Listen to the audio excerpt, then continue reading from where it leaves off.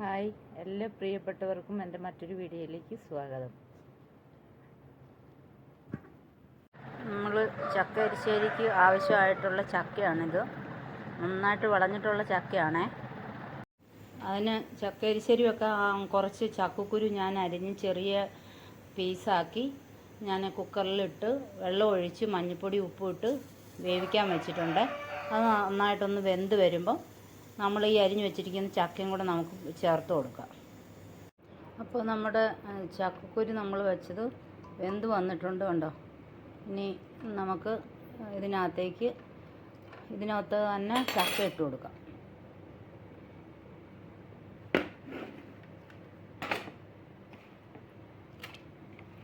ചക്ക ഇട്ട് മൂടി വെച്ച് 1-2 വിസിലും കൂടെ അടുപ്പിച്ചിട്ട് നമുക്ക് അത് കറിയാക്കാവേ.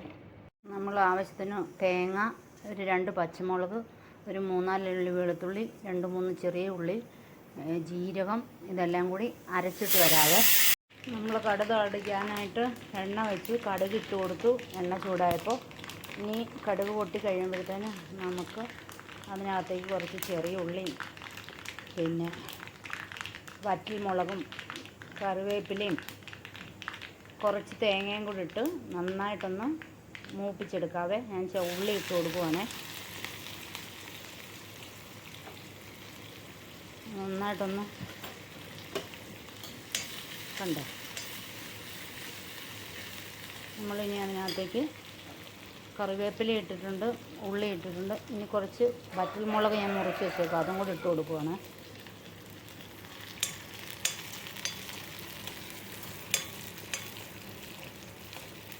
ഇതൊന്ന് ചുമന്ന് വരുമ്പം കുറച്ച് തേങ്ങയും കൂടെ നമ്മൾ നേരത്തെ അരയ്ക്കാനായിട്ട് എടുത്തതിനകത്തുനിന്ന് ഞാൻ കുറച്ച് തേങ്ങ എടുത്ത് മാറ്റി വെച്ചിട്ടുണ്ട്. അതും കൂടെ നമുക്ക് ഇതിനകത്തോട്ട് ഇട്ട് കൊടുക്കാം. എന്നിട്ടൊന്ന് മൂപ്പിച്ചെടുക്കാം. ഈ പാകമായി ഒന്ന് വാടി വരുമ്പോൾ നമ്മൾ തേങ്ങ ഇട്ട് കൊടുക്കണം. ഇനി അത് മൂക്കട്ടെ. ഒന്ന് മൂത്ത് വന്നിട്ടുണ്ട്. ഇനി അതിനകത്തേക്ക് നമുക്ക് കുറച്ചൊരു 1/4 സ്പൂൺ മുളക് പൊടി ഇട്ട് കൊടുക്കാം. നമ്മൾ അരച്ചപ്പോൾ 2 മുളക് അരച്ചായിരുന്നു. എന്നാലും ഇതൊന്ന് തീരെ കുറച്ച് വെച്ചിട്ട് വേണം മുളക് പൊടി ഇട്ട് കൊടുക്കുക, അല്ലെങ്കിൽ അത് കരിഞ്ഞു പോകും. ഇനി നമ്മൾ അരച്ച് വെച്ചേക്കുന്ന അരപ്പ് ഇതിനകത്തേക്ക് വെക്കാം.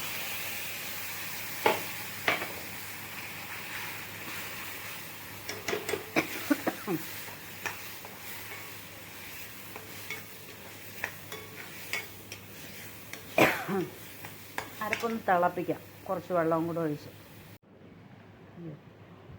ഇപ്പോൾ നമ്മുടെ ചക്കയൊക്കെ വെന്ത് വന്നിട്ടുണ്ട്. ചക്കയും ചക്കക്കുരുവൊക്കെ വെന്ത് വന്നിട്ടുണ്ട്. അതുപോലെ അരപ്പും തിളച്ച് വന്നിട്ടുണ്ട്. ഇനി നമുക്ക് ഈ ചക്കയ്ക്കകത്തേക്ക് ഈ അരപ്പ് ഒഴിച്ച് കൊടുക്കാം.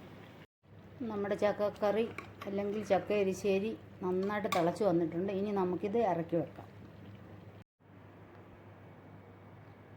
അപ്പോൾ നമ്മുടെ ചക്ക എരിശ്ശേരി ഇവിടെ റെഡി ആയിട്ടുണ്ട്. ചക്ക എടുക്കുമ്പം പ്രത്യേകം നന്നായിട്ട് വിളഞ്ഞ മൂത്ത ചക്ക എടുക്കാൻ നോക്കുക. അതുപോലെ തന്നെ ഞാൻ ഒഴിച്ച വെള്ളം തിളപ്പിച്ച വെള്ളമായിരുന്നു.